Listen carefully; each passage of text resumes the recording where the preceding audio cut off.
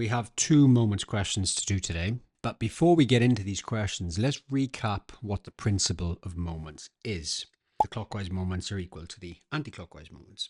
Clockwise is this direction, and anti-clockwise is this direction. So we're looking for the clockwise moment and the anti-clockwise moment in this picture below. So the moment is equal to the force times the perpendicular distance from the pivot.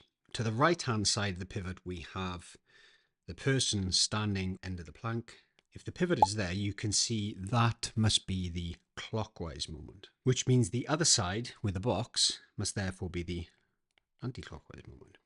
So it'll be 500 times 4 is equal to the anti-clockwise moment, which is 2 times W. So therefore, W is equal to 2000 divided by 2 is 1000.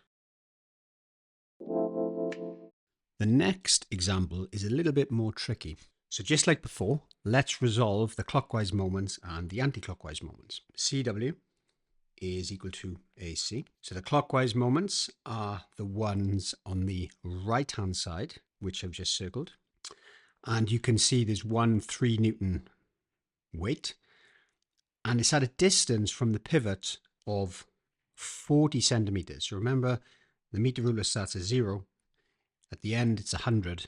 So that distance must be 40. So we have 40 multiplied by 3. On the other side, we have 2 anti-clockwise moments. The first one is F. So it'll be 20 times F plus the other anti-clockwise moment, which is at a distance of 30 centimeters from the pivot. And that's it. So we have 3 moments to consider. So 40 times 3 is 120, is equal to 20F plus 60. Now I can subtract 60 from both sides. So 120 minus 60 is equal to 20F. Finally, divide both sides by 20.